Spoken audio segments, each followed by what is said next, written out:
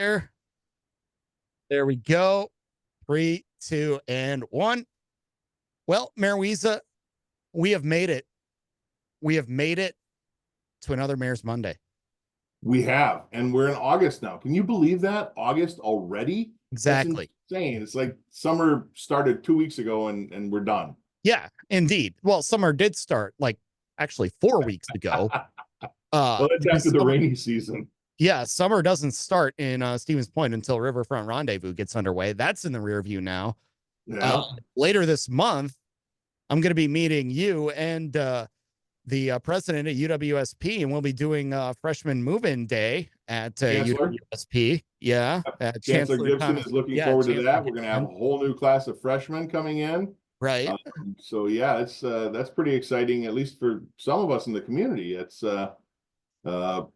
always kind of interesting to see the new class come in. I have a meeting set up very soon with the UWSP student body president and vice president to see what their initiatives are for the upcoming school year and see how we can better partner on some of these projects. So yeah, that's coming up. I'm looking forward to that too. Are you buying lunch? I saw Chancellor Gibson got a raise, so I think it's on Oh, him. fair enough. Okay. 2 votes to 1. He's buying. Okay.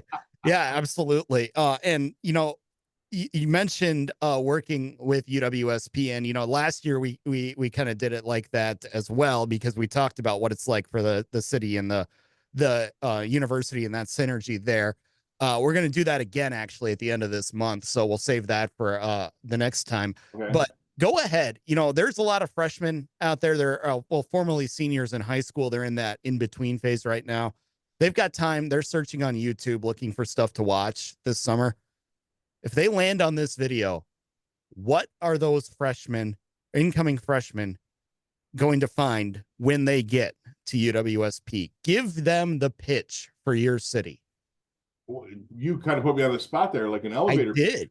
So honestly, I would direct him to the John McGivern. Remember John McGivern? He did Around the Corner. He came here and he gave me 60 seconds one time to tell me everything that's great about Stevens Point.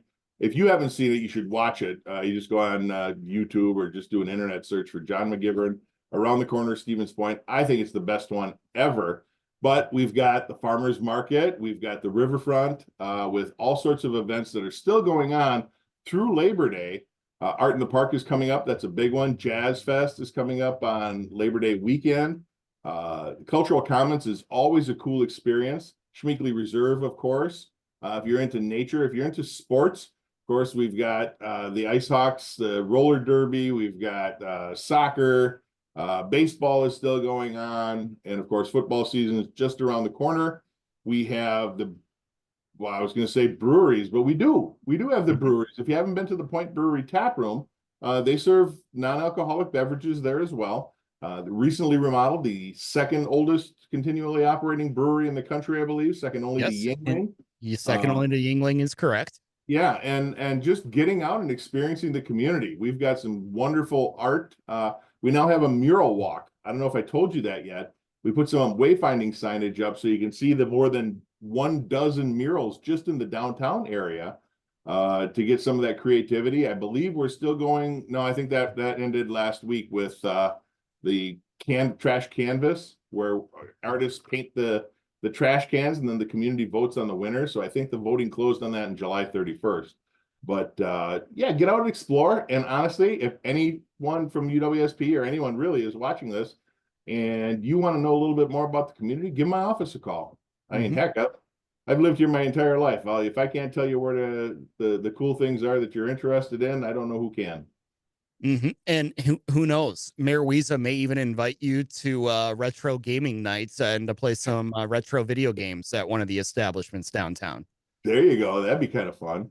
Heck, you come to my office and play retro video games with RoboCop. The one thing I do want to stress to the incoming freshmen for the UWSP is that life is cyclical. 4 years ago, you were a freshman. You worked your way up through the ranks of high school, eventually becoming a senior, cream of the crop.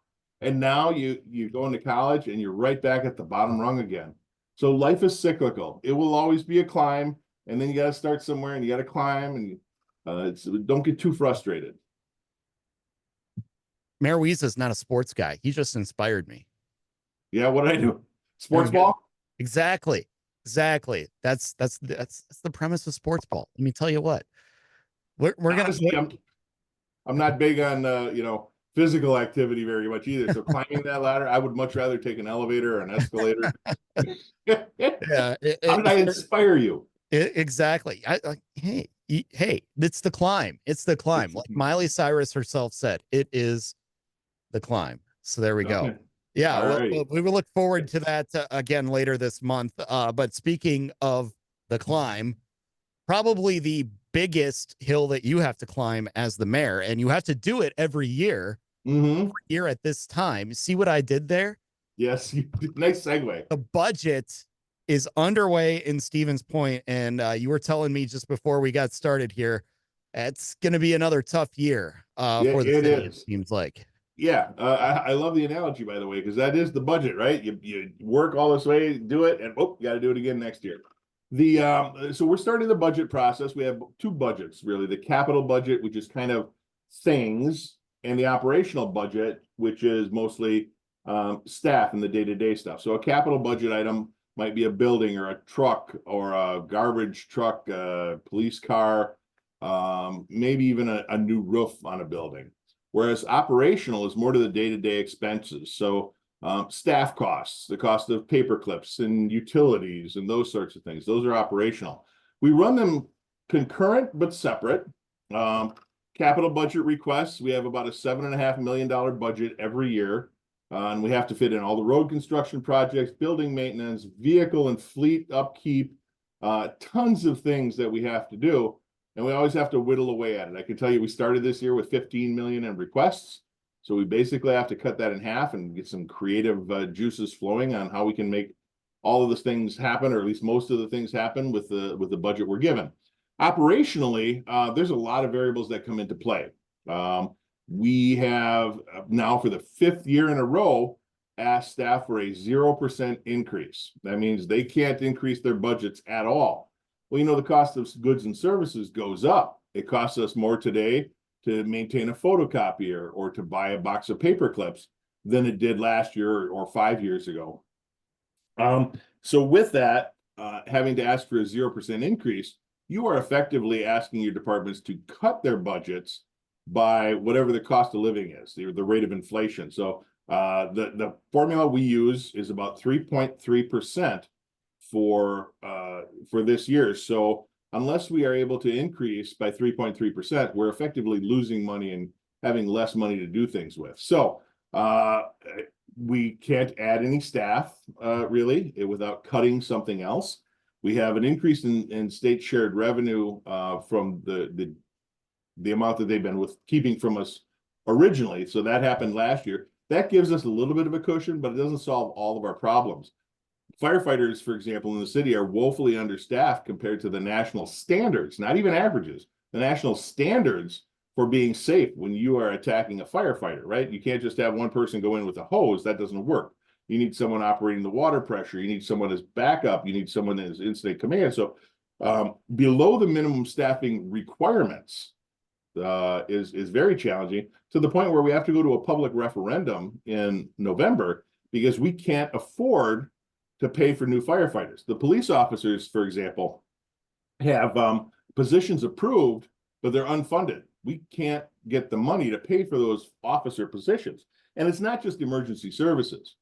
Road crews could use people, parks could use people. Every department, we're getting a record number of permits in, and our community development department could use some additional staff to help process the permits in a timely manner. We're kind of losing some ground there. The clerks, of course, elections coming up. The clerk's office is very busy. They need staff. We don't have the money to do it. So the operational budget is always much more challenging than the capital budget. And we just sent that out. So I can't even give you an idea how we're looking, but we've had to ask the department heads for a 0% increase again this year for the 5th year in a row. As you know, we've been talking about additional staff. I told you we are going for firefighters to a public referendum in November. The community development department is going to seek permission to hire a limited term employee to help catch up on those permits. And the council is still having discussions on hiring a city administrator and reducing the time that the mayor is handling these day-to-day operations to the tune of at least 200 or so $1,000 plus the cost of staff, support staff rather, office space, and operational budget, those sorts of things. But we haven't seen anything yet on how it's going to save us money. So that discussion is going to be happening a week from today at our personnel committee meeting. It'll probably be discussed also at the council meeting. But we're going to move that forward as well and see where things go. I just got to be shown that spending money is going to save us more than we're spending before I even think that it's a logical decision. Right. And that's the type of headline that can kind of grab your attention right away. Obviously, city administrator is a big position to have. There's a couple different ways it can be done. It can be done city administrator and a part-time mayor. It could be full-time for both positions. We don't know the details of that yet. But I'm sure you've reached out to other cities that have administrators like Mosinee and Marshfield in this area. Other areas, bigger cities do it that way as well. What have the discussions been like as you've kind of been in the information gathering phase about this? Yeah. So we've been finding that it's kind of a mix. There are a fair amount of cities that have city administrators or city managers, which are different, by the way. But none of them have a city administrator or manager that answers directly to council. They're more considered staff, like a department head. The part-time mayor position is really more ceremonial. They just show up only at ribbon cuttings or grand openings, read to school kids, that sort of thing, which is stuff I do already, but I do that in addition to managing the day-to-day operations. Some cities it works, some cities it doesn't.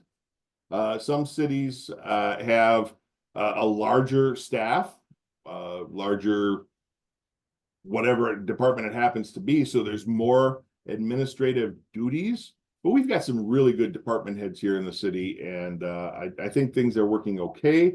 If they're not, I need somebody to show me that. The other thing we have is we have an elected city clerk, we have an elected comptroller treasurer, an elected city attorney. We are anomalies in that regard around the state. Most of them are hired staff in those positions, and there hasn't been any discussion there about making those hired positions, at least not this year.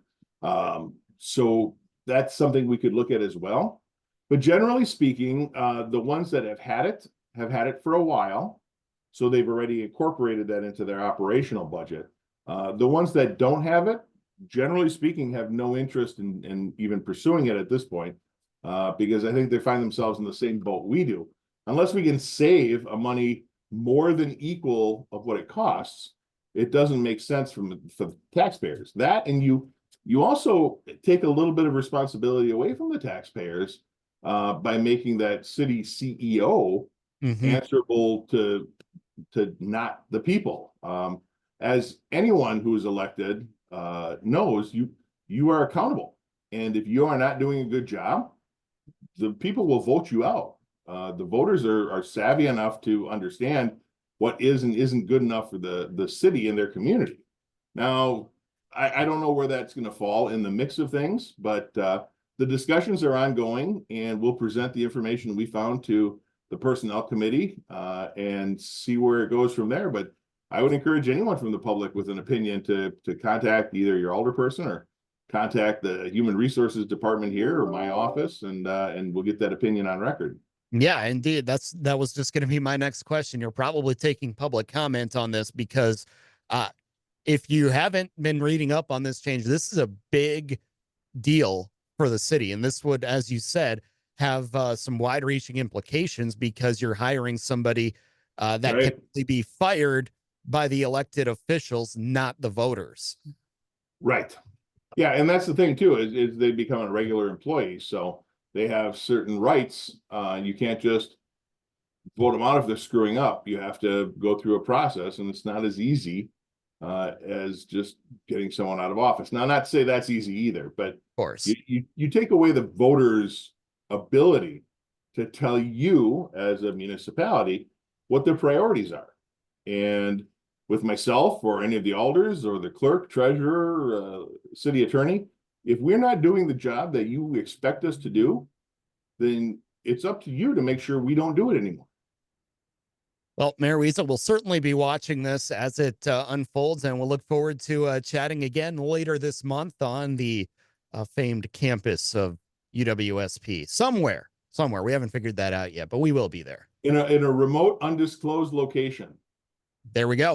We'll keep it top secret, and let's see if your viewers can figure out where on campus we are. I like it. I like it. Mayor Wiza, always appreciate the time and look forward to chatting again next month. Great. Thanks, Michael.